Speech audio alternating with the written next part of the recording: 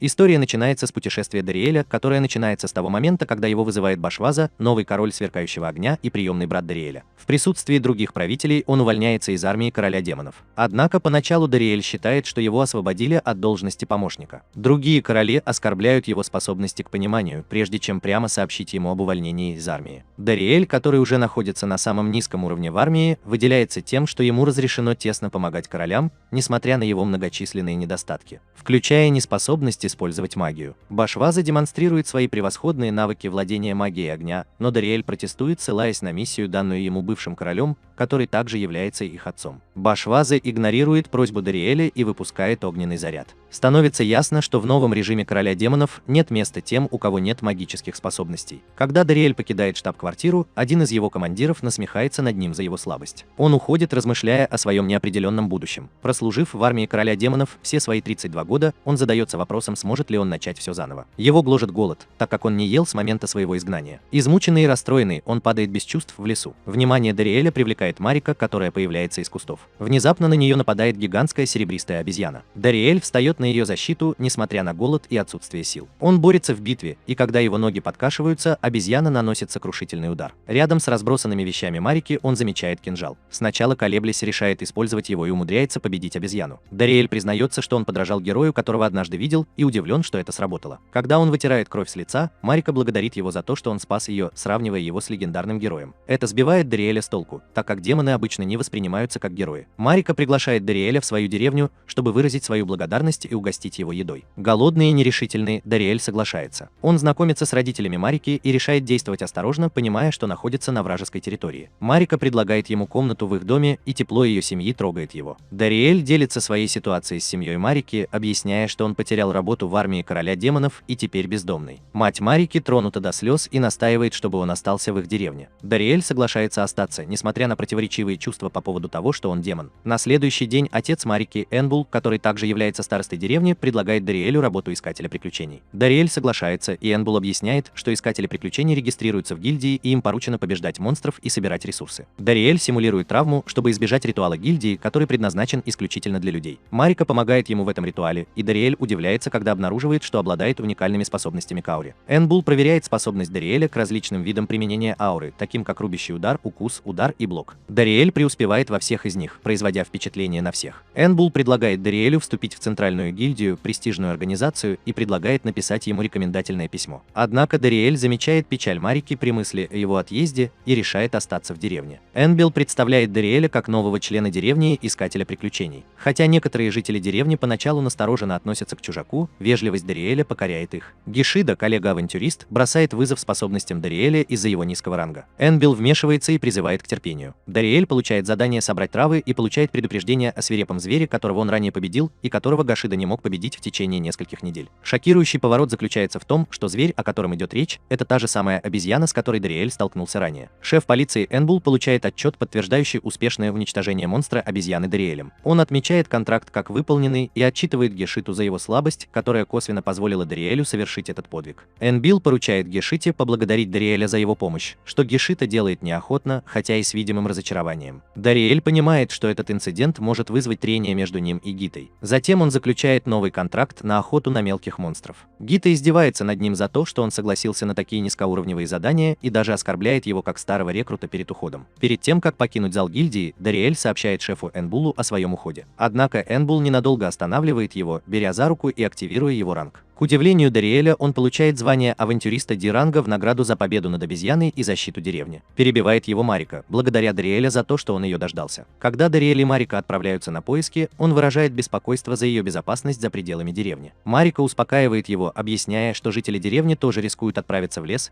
и что искатели приключений в основном отправляются в глубокие и опасные районы леса. Они достигают обрыва, и Дариэль удивляется способностям Марики лазать по скалам. Она признается, что когда-то мечтала стать авантюристкой, чтобы помочь своей деревне, и это объясняет ее храбрость. Они добираются до места сбора трав, и Дариэль начинает собирать их, основываясь на изображении контракта. Марика замечает, что он собирает не тот сорт, и инструктирует его о правильном сборе урожая. По мере того, как они продолжают, Марика демонстрирует свои впечатляющие физические способности, в том числе замечает следы, которые пропускает даже Дариэль. Дариэль спрашивает, почему она не сразилась с обезьяной раньше, и она признается, что боится боя, но благодарна ему за помощь. Она просит его обращаться к ней более непринужденно, но Дариэль изо всех сил пытается это сделать. Они замечают оленя, который внезапно немедленно вступает в схватку с ближайшим монстром. Дариэль и Марика вступают в бой, чтобы уничтожить обоих существ. Возвращаясь в деревню со своим призом, Дариэль пытается преуменьшить их достижения, но энтузиазм и слезы Марики приводят к тому, что он смущенно убегает, оставив контракт позади. Сам того не подозревая, он снова случайно охотился на свою добычу. С течением времени Дариэль привыкает к жизни в деревне, в основном без каких-либо проблем. Однажды он встречает Гашиду, который безуспешно пытается натолкнуться на него. Гашида явно взволнован, и Дариэль предлагает ему помощь, но Гашида сердито отмахивается от него. Марика тепло приветствует Дариэля в зале гильдии, предлагая ему еду, но он сразу же переходит к шефу и Биллу. Дариэль сообщает, что выполнил все просьбы о сборе трав, выражая сожаление по поводу того, что случайно забрал цели Гашиды. Марика считает, что разумно охотиться на монстров, когда это возможно. Шеф Энбул предлагает срочный контракт на создание монстра под названием Коса Смерти, обычно доступного только авантюристам ранга S и выше. Дариэль обеспокоен потенциальной причастностью Гашиды в связи с его недавними трудностями. Марика предлагает сопровождать Дариэля, но он отказывается, ссылаясь на опасность миссии. Дариэль отправляется в путь, и в этот момент погода резко ухудшается, отражая его беспокойство. Он достигает района, очищенного змеиным монстром от контракта, но чувствует, что что-то не так. Он задается вопросом, что случилось с большим отрядом, назначенным для борьбы со змеей. Внезапно Дариэль видит, что змея преследует Гашиду и бросается в бой, чтобы отразить атаку. Его огромная аура впечатляет Гашиду, который с благоговением наблюдает, как Дариэлю удается защитить его. Когда они сидят под деревом, начинает накрапывать дождь, и Гашида, который сейчас весь в слезах, боится за свою жизнь. Дариэль лечит его рану от укуса змеи и успокаивает его. Когда дождь стихает, они возвращаются в деревню. Марика готовит пир, и Гашида теперь относится к Дариэлю с уважением и называет его большим братом. Шеф Энбул удивлен внезапной переменой отношения Гашиды, и Марика начинает ревновать его к вниманию Гашиды. Тем временем Дариэль размышляет о продолжающейся битве 4 королей против человеческих героев. Затем сюжет переносится в штаб армии короля демонов, где Зебионт, один из королей, возвращается раненым после неудачной миссии против неизвестного героя, владеющего копьем. Делрой предлагает вновь нанять Дариэля из-за его компетентности и преданности делу. Однако Зебиантис категорически против этой идеи, все еще не желая признавать, что ее предыдущее решение было неправильным. После очередного дня поисков Дариэль возвращается в деревню вечером. Когда он объявляет о своем возвращении, Марика выбегает, чтобы поприветствовать его с присущим ей энтузиазмом. Однако ее сверхсильная сила случайно отбрасывает его назад, в результате чего у него идет кровь из носа и рта. Несмотря на все возрастающие выходки Марики, Дариэль наслаждается своей жизнью в деревне, которую он начал ценить как второй шанс на жизнь. Однажды ночью Дариэль, уже перевязанный, пьет горячий напиток с деревенским старостой и мастером гильдии. Он спрашивает о пустующих домах в деревне, побуждая вождя Энбела объяснить историю, стоящую за ними. Эти дома – остатки того времени, когда деревня процветала благодаря своей близости к мифриловому руднику, месту, имеющему огромное значение для людей. Мифрил, особая медаль с уникальными свойствами, был добыт там, и оружие, изготовленное из него, пользовалось большим спросом за свои превосходные характеристики. Однако с годами шахта стала источником конфликтов и в конечном итоге была захвачена демонами. Потеря шахты оказала глубокое влияние на деревню, так как добыча полезных ископаемых прекратилась и процветание деревни пошло на спад. Дариэль обдумывает ситуацию и решает посетить мифриловую шахту, свое бывшее рабочее место. Он надеется убедить демонов продать ему немного мифрила, который он затем сможет продать на черном рынке, чтобы получить прибыль для деревни. Однако он нервничает из-за взаимодействия с демонами, опасаясь, что они могут узнать в нем бывшего члена армии короля демонов.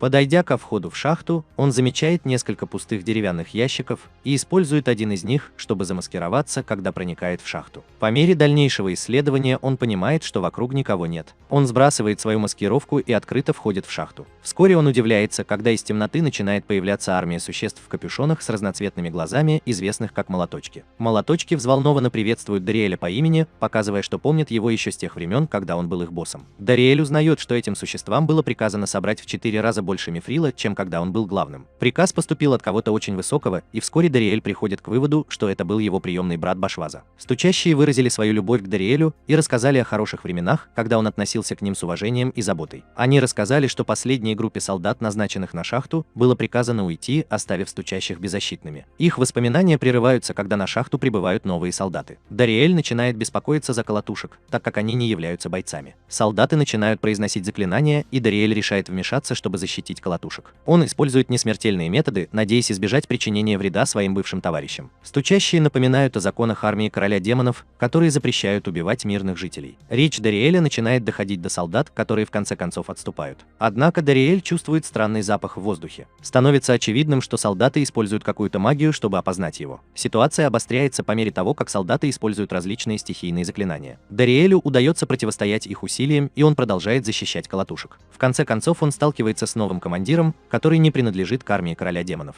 Командир признает, что его назначение было основано на кумовстве, так как он подружился с Башвазой на балу. Дариэль щадит командира, но наказывает его, отрезая ему волосы на макушке и приказывая подать заявление об отставке по возвращении в штаб-квартиру. Командир в спешке убегает. Затем Дариэль снимает ткань, закрывающую его лицо, открывая свою личность стучащим. Они выражают ему свою преданность. Дариэль сообщает вождю о своем успешном возвращении мифриловой шахты для людей. Вождь Энбил потрясен, но разрешает взять колотунов под стражу в деревне, хотя это будет касаться всего человечества. Новость быстро распространяется, и многие деревни празднуют возвращение шахты под контроль людей, что оживляет деревню. Когда Марика спешит с обедом, чтобы отпраздновать это событие, она спотыкается, но Дариэль спасает ее от падения. Взволнованная тем, что он назвал ее первым именем, она пытается обнять его, но случайно снова сбивает с ног, что приводит к юмористическому завершению событий дня. История продолжается в штаб-квартире короля демонов, где Башваза, один из 4 королей, работает в своем кабинете. Его любимый попугай осыпает его похвалами за его интеллект. Однако их общение прерывается, когда появляется Зебианантес, один из подчиненных Башвы, чтобы сообщить ему о чем-то. Ее внимание привлекает гигантская аномалия в центре комнаты. Башваза объясняет, что именно в этой аномалии они создают свое магическое оружие, в основном используя мифрил из-за его высокой скорости поглощения магии. Постоянно смешивая и сжимая мифрил, они могут создавать супербомбы с огромной магической силой. Он подчеркивает свое желание стать величайшим из 4 королей с помощью этого нового оружия. Однако Зебиантис сообщает ему, что их запасы мифрила были украдены людьми. Уверенность Башваза быстро сменяется страхом, когда он падает на землю. Зебиантис показывает, что сам король демонов узнал об этой ситуации и недоволен ею. Король демонов вызывает Божвасу и выражает свою потребность в большем количестве мифрила в их разговоре, намереваясь расспросить его о ситуации на шахте. Король демонов, молодой на вид лорд, проявляет немного своей силы, заставляя Пхва чувствовать огромное давление. Король демонов упоминает тот факт, что он предупредил Пхва прекратить производство бомб и даже увеличить потребности в мифриле в других областях в качестве тонкого намека. Пхва признает свою ошибку и приносит извинения. Но король демонов ругает его, называя его ошибку беспрецедентной и приказывая немедленно искупить свою вину. Башваса пытается переложить вину за потерю шахты на стучащих, но король демонов только требует от него извинений, которые он неохотно приносит.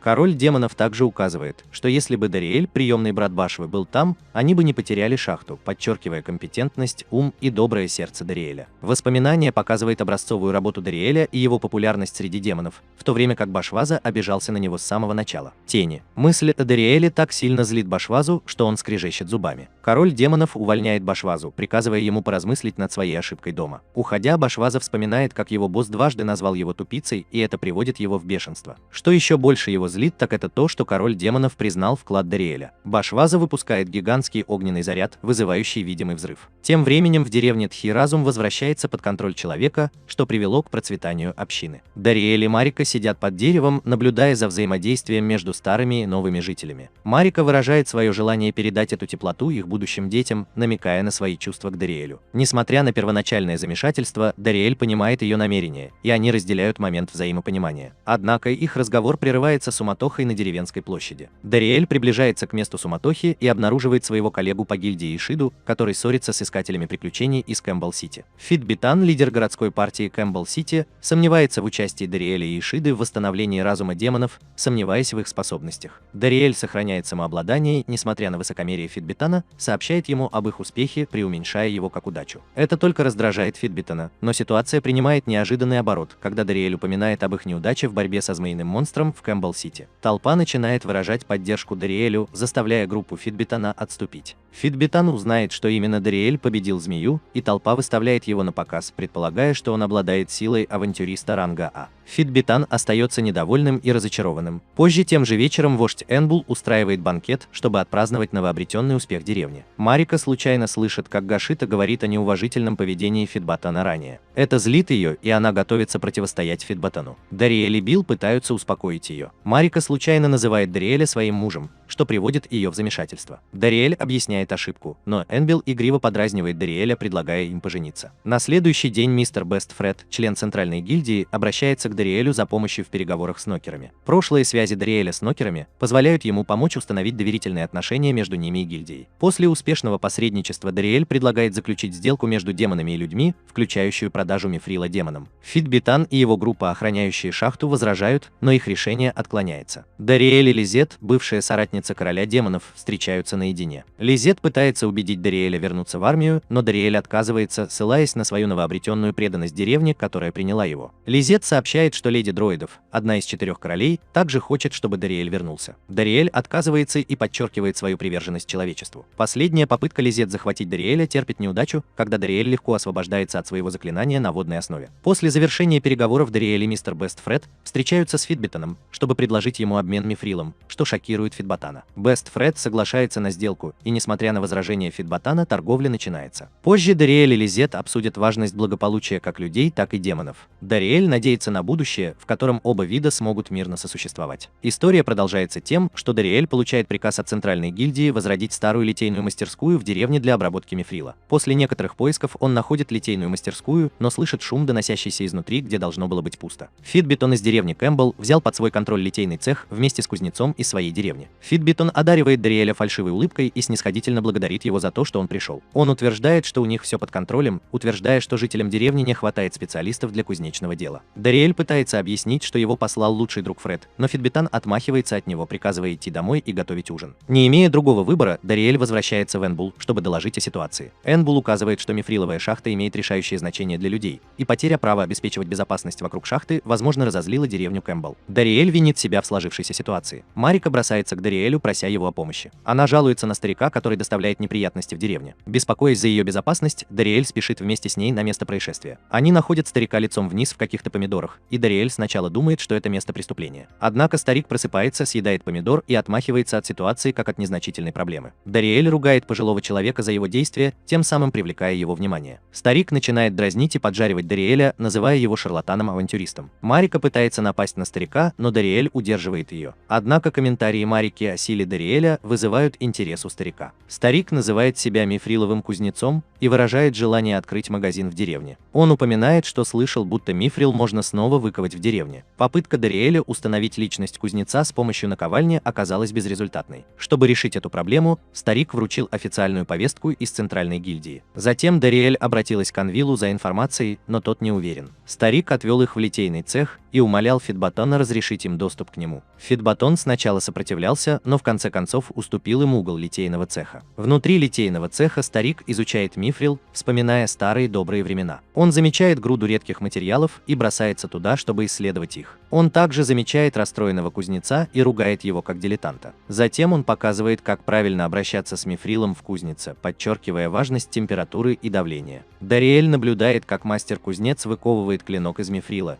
и он впечатлен легкостью и остротой этого оружия. Старик приказывает Дариэлю направить свою ауру в клинок, и Дариэль осознает значительную разницу в производительности. Они берут мифриловое оружие в лес для практики, где Дариэль без особых усилий прорубает гигантское дерево. Приходит Фитботон и извиняется, прося у старика совета по ковке мифрила. Старик сначала сопротивляется, но в конце концов соглашается после некоторых уговоров. Дариэль покидает литейный цех вместе со стариком, чтобы научиться сражаться мифриловым оружием. Поздно ночью Дариэль тренируется в лесу, чтобы овладеть своим новым оружием. Марика приносит ему чай и выражает свою озабоченность по поводу его предстоящей битвы с Фитбитоном. Дариэль успокаивает ее, упоминая, как все проявляют заботу о нем и как это мотивирует его. На следующее утро на городской площади собирается толпа, чтобы стать свидетелями дуэли между Дариэлем и Фитботоном. Энбу руководит поединком, а Фитбитон высмеивает выбор Дариэлем маленького мифрилового кинжала. Дариэль ставит под сомнение правила дуэли, и они решают, что она будет продолжаться до тех пор, пока один из них не сдастся или не падет. Фитботон атакует Дариэль, но мифриловое оружие Дариэль доказывает свое превосходство, разрушая щит Фитботона. Фитботон достает мифриловый меч большего размера, и поединок становится еще более напряженным. Дариэль парирует атаки Фитботона своим удлиняющимся клинком. В конечном счете Дариэль разбивает новое оружие Фитботона вдребезги, отправляя его в дом деревенского жителя. Измученный Дариэль почти падает в обморок, но Марика поддерживает его. На следующий день лучший друг Фреда извиняется перед Дариэлем за действия Фитботона и обещает наказать их. Дариэль предлагает свою помощь в ремонте дома, который был поврежден во время дуэли. Лучший друг Фреда впечатлен поведением Дариэля и предлагает ему вступить в Центральную гильдию. Марика подслушивает их разговор и беспокоится, что может потерять его. В ту ночь Дариэль принимает ванну и размышляет о возможностях, которые может предложить ему вступление в Центральную гильдию, например, поиск своих родителей. Марика присоединяется к нему и хочет обсудить с ним что-то важное. Дариэль оказывается в неожиданной ситуации с Марикой, поначалу ошибочно принимая ее за кого-то другого. Это недоразумение создает неловкий момент, наполненный тревогой, так как Дариэль опасается за свою жизнь. Однако Марика быстро окликает его по имени, заставляя его прийти в сознание и избавляя от его непосредственных страхов. Затем Марика вовлекает Дэрила в разговор о его приглашении вступить в Центральную Центральную гильдию. Она убеждена, что он примет это предложение и хочет провести с ним больше времени до его отъезда. Марика выражает свое восхищение Дариэлем и признает положительные изменения, которые он привнес в деревню. Она подчеркивает его роль в восстановлении мифриловой шахты, которая способствовала росту экономической активности и принесла счастье в деревню. Марика продолжает признаваться, что Дариэль – первый мужчина, к которому она когда-либо испытывала чувства, что еще больше удивляет его. Она заканчивает свою речь, заверяя его в неизменной поддержке всей деревни и поощряя его, когда он подумывает о вступлении в Центральную гильдию. Дариэль, которая заметила склонность Марики улыбаться, скрывая свои истинные эмоции, решает остаться в деревне. Он считает, что уехать – это не лучший вариант, учитывая, как его встретили в деревне и наставили на путь истины, когда он потерял работу. Дариэль признается в своей любви к деревне и выражает свою связь с Маркусом, что делает его решение остаться еще более решительным. Он протягивает руку Марике, рассказывая ей о своей любви к деревне, что заставляет ее плакать от радости. И выражает, что теперь у него есть дополнительная причина, чтобы остаться в деревне. Тем временем в штаб-квартире короля демонов Башваза обнаруживает, что его отец использует мощную магию огня в рамках реабилитации после раны, нанесенной героем. Башваза озадачен и спрашивает о действиях своего отца. Пожилой демон объясняет необходимость движения, чтобы ускорить его исцеление. Они садятся за стол, где Башваза нервно обсуждает свою роль в качестве члена 4 королей демонов.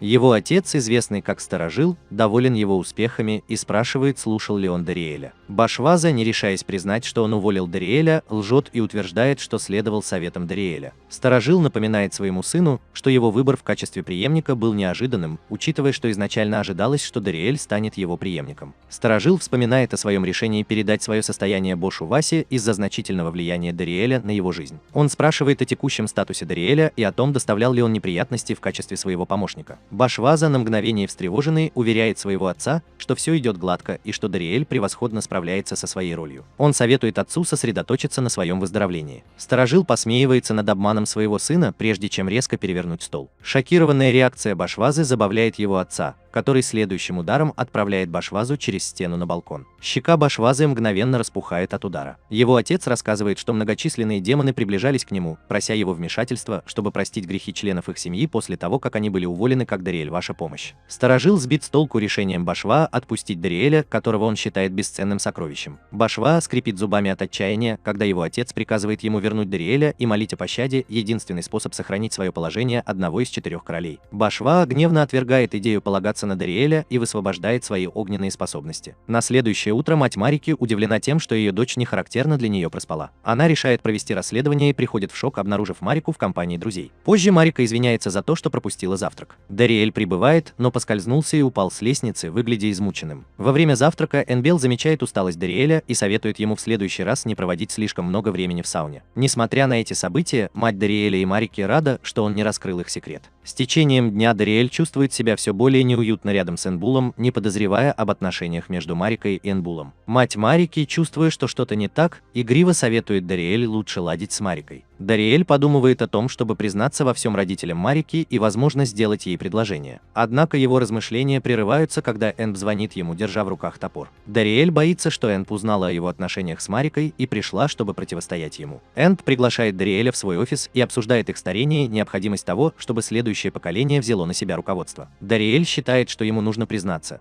но Энб говорит о своем желании, чтобы Дариэль стал его преемником на посту деревенского старосты. Марика, прячась за книжной полкой, слушает их разговор и перечисляет причины, по которым Дариэль достоин этой роли. Хотя поначалу Дариэль был напуган ответственностью, в конце концов он согласился на эту должность, но обратился с единственной просьбой – разрешить ему жениться на Марике. Марика выходит из укрытия со слезами на глазах, и Дариэль официально делает ей предложение, что приводит к бурному празднованию. Перенесемся на год вперед, и Дариэль станет деревенским старостой. За это время деревня процветала, особенно в производстве мифрила. Дариэль делится новостями с покойным мастером-кузнецом и оставляет напиток на его могиле. Затем он возвращается домой к Марике и их сыну-бабушке. Заметив поразительное сходство между своим сыном и Марикой, Дариэль вспоминает о бабушке Версе, своем приемном отце, который заботился о нем, пока он не повзрослел. Их семейный момент прерывается, когда в деревню врывается Гишида, взволнованный предстоящим приездом героя и вечеринкой в деревне. Все присутствующие в комнате замолчали замолкают, на мгновение обеспокоенные ситуацией. Гишида умудряется успокоиться и сообщает им, что приближается вечеринка героев. Дариэль все еще беспокоится о своем прошлом солдата армии короля демонов и надеется, что его не узнают. Он держит свое оружие наготове на всякий случай. Жители деревни собираются вместе, услышав новость о прибытии героя. Дариэль наполовину скрывает свое лицо, надеясь, что его не узнают. Он готовится приветствовать героя, который, к его удивлению, оказывается молодой блондинкой по имени Редди. Жители деревни очарованы ее красотой. Она благодарит Дариэль за официальное приветствие и представляет своих спутниц Сашу и Сатоми. Дариэль, испытывающий облегчение от того, что его не узнали, удивлен юной внешностью Редди в роли героя. Редди объясняет, что ее предшественник ушел в отставку после того, как получил тяжелые ранения в бою. Она объясняет, с какой целью приехала в деревню, чтобы заказать набор мифриловых доспехов на заказ. Дариэль замечает, что она использует заметки для структурирования своих высказываний и находит это странным. Марика тепло приветствует гостей на вечеринке героев и приготовила банкет в их честь. Она просит Дариэля подержать на руках их сына, бабушку, пока она ухаживает за гостями. Бабушка сначала плачет, но его слезы прекращаются, когда он замечает Редди. Дариэлю приятно, что герой держит его сына на руках, но он начинает беспокоиться, когда Грант начинает сосредотачиваться на ее груди. Он не может не подозревать, что Грант его сын из-за его действий. История продолжается тем, что Сеша, Сатоми и Леди просыпаются в деревне после хорошего ночного сна. Они приветствуют вождя Дариэля, который только что вернулся с утренней рыбалки. Эта троица вместе с Дариэлем идет будить Леди, которая открывает дверь в растрепанном виде, держа в руках свой меч. Становится очевидным, что она ходила во сне, и ее подчиненные встряхивают ее, чтобы разбудить. Леди быстро одевается, чтобы выглядеть презентабельно, чувствуя себя несколько смущенной. Когда они спускаются вниз на завтрак,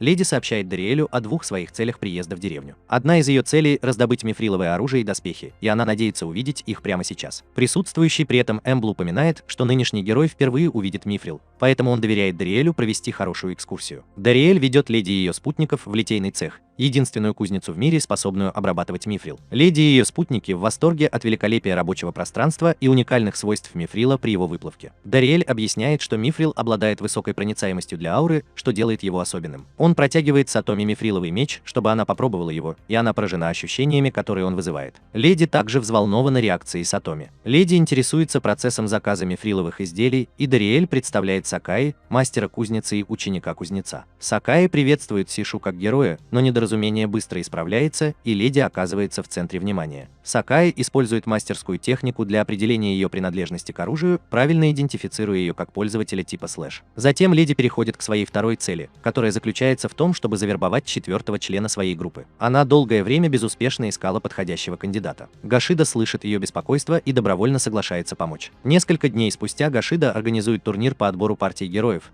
и Энбул очень взволнован, когда официально открывает его. Участники приходят в восторг, подпитываясь его энергией. Энбул объясняет, что процесс отбора включает в себя сражения лицом к лицу, в которых партия героя противостоит 26 претендентам. Участники поначалу пребывают в замешательстве. Леди держит деревянный меч, Сатоми орудует крышкой от кастрюли и половником, а Саша готовится к бою с помощью корня дерева. Леди объясняет, что они сами себе мешают. Участники бросаются к ним, но через некоторое время все они падают на пол, морщась от боли. Героиня и ее спутники разочарованы тем, что никто не прошел испытания. Однако Дариэль замечает стрелу Гишиды, сверкнувшую в лесу, и стреляет в нее. Стрела сделана из мифрила, и Леди чувствует это и вовремя уклоняется. Гашида, сидящий на дереве, тоже показывает свое мифриловое оружие. Он выпускает еще больше стрел в героя, который быстро уворачивается. Леди отмечает впечатляющий уровень силы Гашиды, но считает, что ему не хватает точности. Без ее ведома Гашида может управлять стрелами, которые он уже выпустил, используя свою ауру. Леди отклоняет управляемые стрелы, позволяя Гашиде атаковать. Однако герой чувствует это и начинает атаку самостоятельно. Размер ее ауры удивляет всех. Дариэль предвидит опасность и бросает яблоко, наполненное его аурой, чтобы прервать противостояние. Леди чувствует его силу и немедленно прекращает атаку. Сеша подбегает к Леди и спрашивает, не собиралась ли она использовать эту технику. Гашида возвращается и признает, что потерпел неудачу. Дариэль утешает его, признавая значительный рост Гашиды за последний год, когда он продвинулся от D-ранга до B-ранга. Он говорит Гашиде, что он является гордостью деревни как самый сильный искатель приключений. Леди бросает вызов Дариэлю, настаивая на битве 1 на 1. Однако Дариэль сообщает ей, что он ушел в отставку как искатель приключений. Леди бросает яблоко обратно в Дариэля, который застигнут врасплох. Затем герой обнажает свой настоящий меч и бросается в атаку. Дариэль узнает ее облик, который использовал ее предшественник, чтобы уничтожить их силы, когда он был в армии короля демонов.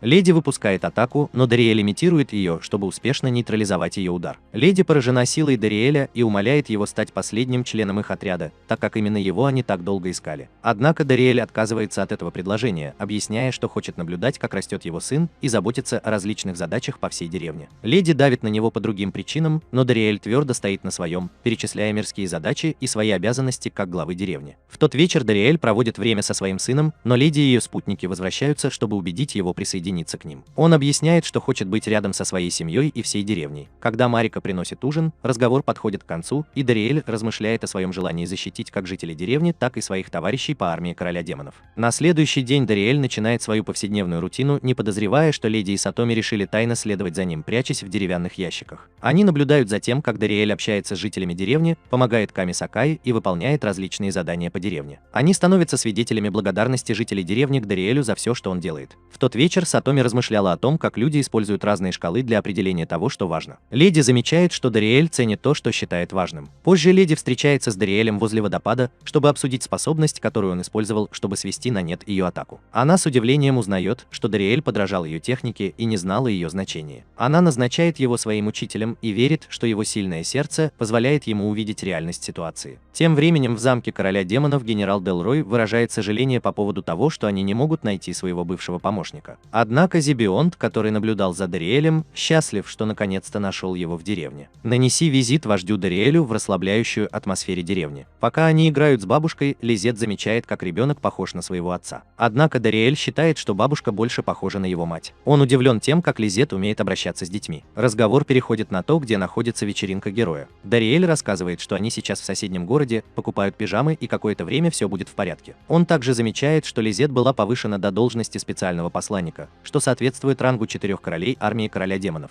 Лизет выражает свою благодарность Дариэлю за то, что он помог ему получить эту должность благодаря их сделке с Мифрилом. Раньше в этой должности не было необходимости из-за прошлой службы Дариэля в армии короля демонов. Их разговор прерывается внезапным появлением Зебиантиса, члена клана 4 королей. Она недовольна их разговором, так как это, по-видимому, подразумевает, что высшее руководство уклоняется от своих обязанностей. В этот момент Грант спит в своей детской корзинке, а Зебиантис усаживает Лизет на стул, наслаждаясь видом его испуганного лица. Она замечает, как забавно видеть кого-то в таком состоянии. Лизет чувствует себя неловко и умоляет Дариэла не смотреть на него так. Зебиантис заставляет его замолчать, подчеркивая, что стулья не разговаривают и что он должен был ожидать наказания. Потому что знал, что Делрой отчаянно искал местонахождение Дариэля и не поделился этой информацией. Их воссоединение еще больше нарушается, когда Марика возвращается домой и с удивлением видит гостя. Она быстро приносит им напитки. Зебионтис выражает свое удовлетворение внимательностью Марики, но продолжает оскорблять компетентность и внешность Дариэля. Марика подслушивает и, не воспринимая подобные комментарии легкомысленно, когда речь заходит о ее муже, становится заметно раздраженной. Дариэль знает характер Марики и пытается разрядить ситуацию. Однако Марика использует свою ауру, чтобы швырнуть пробку от напитка в Зебионте, едва не задев ее голову и оставив дыру в стене. Она угрожающе смотрит на Зебионте, и король ветра дрожит от страха уже во второй раз. Дариэль предлагает им всем выйти на улицу подышать свежим воздухом. Они прогуливаются по лесу, но Зебионт внезапно останавливается и запускает в Дариэль порыв ветра, который уворачивается от него. Она сообщает им, что если слова не помогут, она возьмет то, что хочет силой. Дариэль пытается достичь дипломатического решения, но Зебиантис настаивает на драке, умоляя Дариэля держаться подальше от этого, опасаясь, что битва с одним из 4 королей может поставить под угрозу его положение. Тем не менее, Дариэль обнажает свой мифриловый клинок. Зебианти все еще считает Дариэля демоном и ругает его за то, что он полагается на оружие. Она бросается в атаку, и Дариэль прыгает к ней, провоцируя ее использовать свое заклинание. Он быстро переключается на атаку жалом, прекращая их обмен ударами. Зебионт отказывается признать свое поражение и предлагает провести еще пару раундов боя. Результат остается прежним. Прежде чем Зебионт сможет начать следующий раунд, она меняет свой подход. Она считает, что Мифрил спрятан в деревне, поэтому она решает использовать мощное заклинание ветра, чтобы уничтожить его. Лизет упоминает, что планирует использовать геошторм, чтобы закончить битву. Дариэль в ответ стреляет своей аурой в строительный шторм, постепенно сводя его на нет.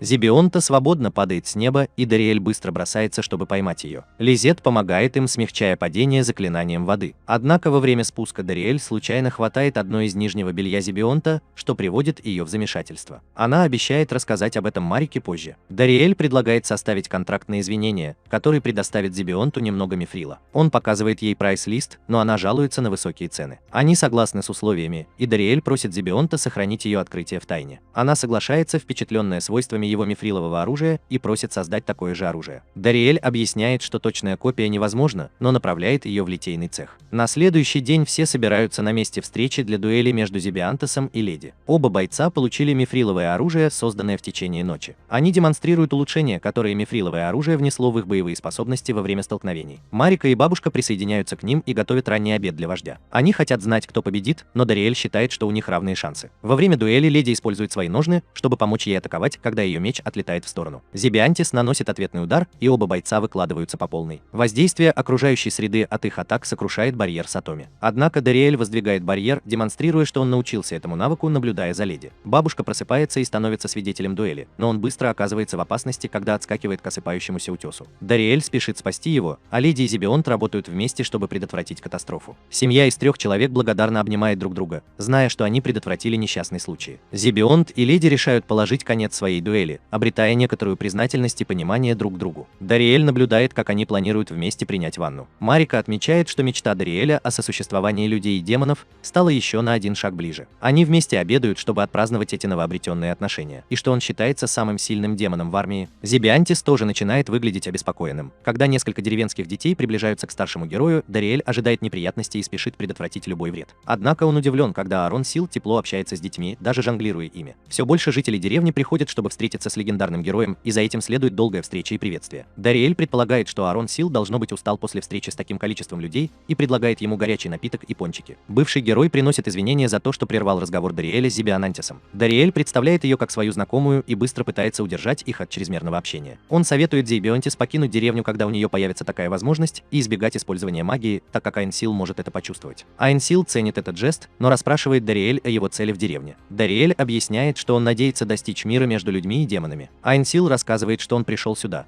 потому что услышал, что его ученица Леди доставляла неприятности Дариэлю. Леди приносит извинения за то, что задержалась с поездкой, чтобы победить короля демонов, но Эренсил успокаивает ее, обвиняя себя в том, что отослал ее слишком рано. Леди. Затем Дариэль предлагает показать Эренсилу тренировочные площадки деревни. Но перед тем, как они уходят, Арунсил замечает, что Гита наблюдает за ними снаружи. Гита имеет репутацию их самого сильного героя, и все с нетерпением ждут урока от легендарного Арунсила. Дариэль чувствует, что что-то не так, но говорит Гиде, чтобы она наблюдала и училась у Арунсила. Однако, как только начинается урок, становится ясно, что Айнси находится на другом уровне. Он небрежно раздает автографы, одновременно приказывая Леди напасть на него. Арунсил с легкостью уклоняется от ее атак и даже без особых усилий бросает ее на землю. Дариэль удивлен беспомощностью Леди перед бывшим героем, но Гашида защищает силу Дариэля, пока они готовятся к столкновению. Перед началом боя Дариэль предлагает им пообедать 1 числа, так как они не могут сражаться на пустой желудок. Арансил соглашается, и они направляются в тень, чтобы поесть. Арансил пробует темпуру из креветок и наслаждается ею, хваля еду. Дэрил замечает, что этот момент делает Арансила счастливым, так как он уже давно не испытывал такого удовольствия. И трогательный момент прерывается, когда Арансил обнаруживает магию и начинает атаку на Зебионта. Дариэль вмешивается, чтобы защитить Зебионтов, и начинается противостояние между ним и Айнсилом. Айнсил настаивает на поединке, и Дариэль соглашается. Но сила Аренса подавляет Дариэля. Леди умоляет своего хозяина остановиться, но аура Айнсила ясно дает понять, что ей не следует вмешиваться. Атака Айнсила серьезно ранит Дариэля, и он теряет сознание. Руки Дариэля сильно повреждены, и Зебиантес и Гита бросаются к нему. Айнси комментирует рост и силу Дариэля. Айнси внезапно обнимает Дариэля и эмоционально говорит, что он его сын. Дариэль и все остальные потрясены этим открытием. Аарон Хилл объясняет, что 33 года назад он думал, что потерял своего сына и жену во время нападения демона. Но оказалось, что Дариэль открытием. Тем временем в замке короля демонов Грандбаза посещает короля демонов, чтобы попросить убрать его сына Башбарзу из армии короля демонов.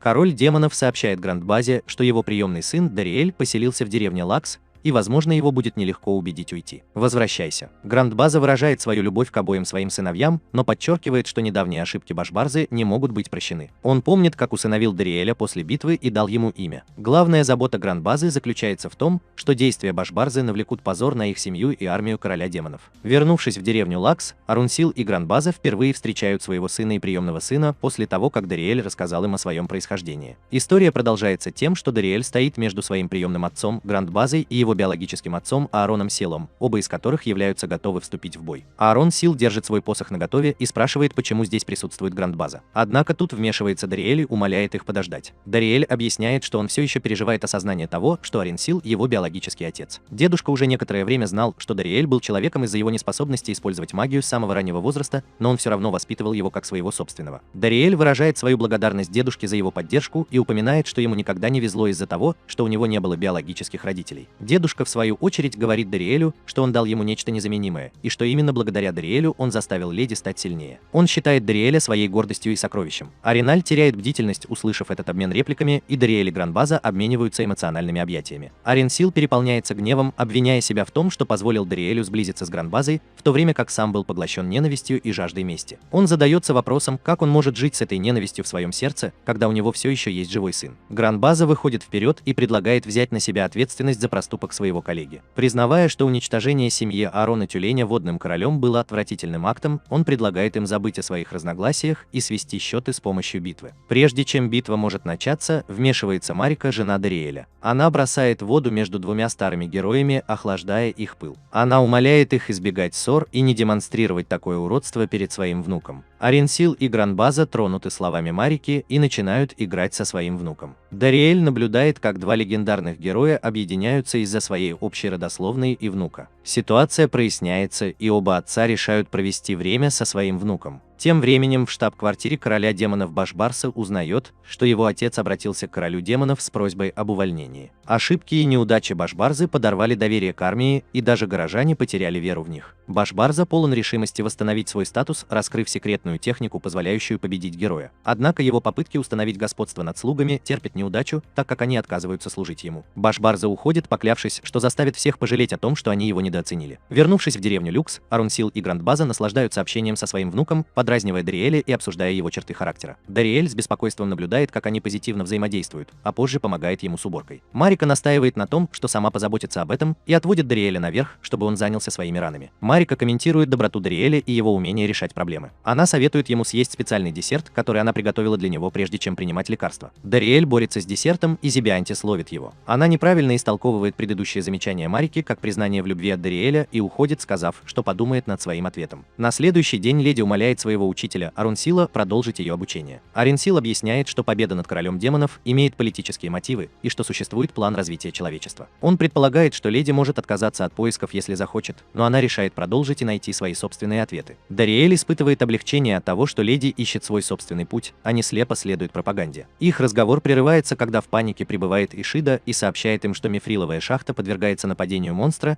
и просит немедленно прислать подкрепление. Дариэль приказывает Гешиде собрать отряд и следовать за ними. Марика использует свою силу ветра, чтобы перенести их в шахту. Прибыв на место, они обнаруживают гигантского монстра, похожего на дракона, плюющегося огнем. Гранд-База предлагает им приземлиться, и они понимают, что столкнулись с грозным противником. Дариэль решает проверить шахтеров, пока группа обсуждает наилучший подход к сдерживанию чудовищной угрозы. История продолжается тем, что Дариэль и Аренсил готовятся противостоять магическому огненному зверю Саламандре. Это существо сеет хаос рядом с шахтой, и им нужно разобраться с ним. Леди и ее спутники пытаются вступить в бой с этим существом, но им не удается оказать сколько-нибудь значительного воздействия своими атаками. Сеша, король ветра и нынешний герой, наносят мощные удары, но Саламандра, похоже, не поддается их усилиям. Леди и ее отряд оказываются в опасной ситуации, когда Саламандра контратакует мощной огненной атакой, которая сжигает броню леди. К счастью, Гранд-База, мастер огня, прибывает и использует магическое заклинание, чтобы поглотить огонь, спасая леди и ее отряд. Гранд-База объясняет, что они столкнулись с волшебным огненным зверем Саламандрой. Дариэль и Аренсил тем временем добрались до главного входа в шахту, но не могут пройти дальше из-за завалов.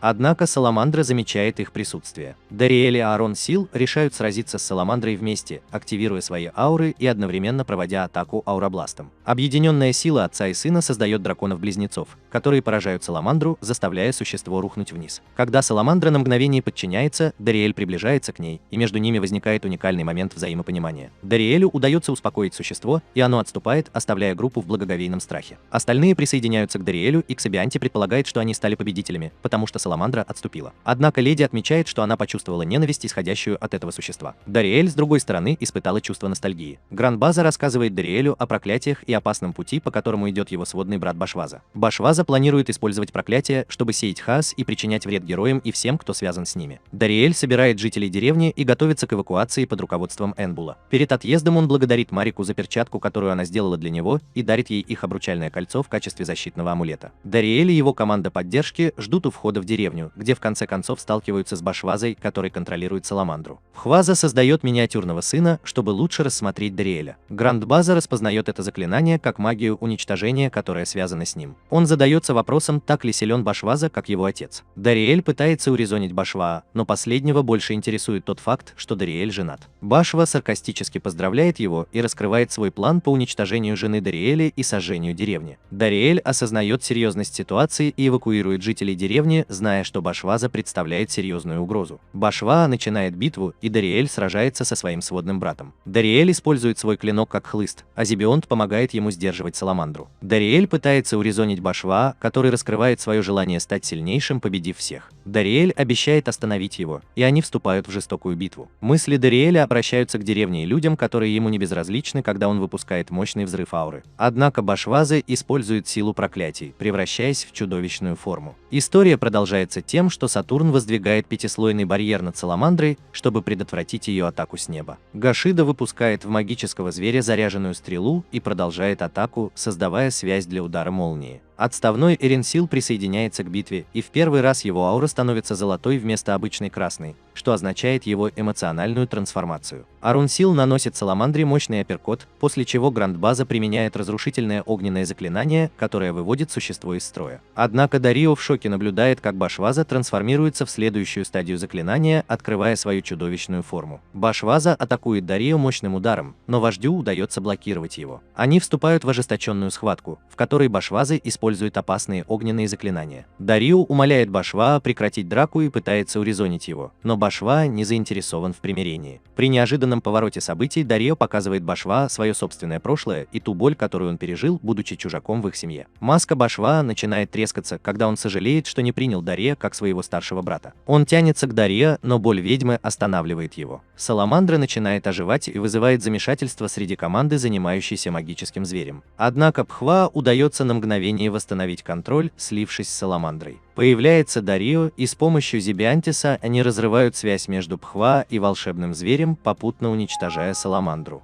Отец и сын примиряются, разделяя видение прошлого Пхва и их братскую связь. Марика готовит праздник для Дарио и всей деревни, ожидая его возвращения. Когда Дарио возвращается, они с любовью обнимаются. Король демонов предлагает Башу два варианта. У тебя есть второй шанс стать одним из 4 генералов или спуститься в ад. Башваза, однако, шокирует короля демонов, выбирая ад, чувствуя, что его действия непростительны и он должен столкнуться с последствиями ради получения ценных уроков. Король демонов, изначально планируя дать ему второй шанс, вместо этого неохотно изгоняет его из армии. Башваза выходит из ада и воссоединяется со своим отцом и птицей-компаньоном. Они вдвоем отправляются в деревню, намереваясь навестить Дарио и его семью. По прибытии Дарио приветствует их, и они сообщают шефу о вердикте короля демонов. Разговор переходит на Грандбазу, который представляет Башвазе спящего ребенка. Трогательный момент прерывается леди, которая обвиняет Башвазу в том, что он причинил ущерб мифриловому руднику. Отец Башвазы вмешивается, чтобы извиниться, но его останавливает Башваза, который приносит официальные публичные извинения и обещает загладить свою вину. Что еще более удивительно, его отец тоже извиняется, заставив всех застыть врасплох. Посреди всей этой суматохи Грант просыпается и сразу же проникается симпатией к Башваа. Дарио с улыбкой наблюдает за тем, как он показывает Башваа, как держать ребенка. При неожиданном повороте событий Грант идеально называет Башваа по имени, что делает его первым человеком, к которому ребенок когда-либо обращался по имени. Эмоции переполняют воздух, когда Гашита приветствует Башвасу как нового старшего брата. Дарио, понимая важность этого момента, собирает всех для специального портрета, написанного Гашитой, отражающего суть их семьи. Марика предлагает сделать лучшую повязку на глазу для Башвасы, но он ценит оригинальную повязку, созданную ею. Все собираются вместе, чтобы насладиться едой и обществом друг друга, создавая чувство единства и товарищества.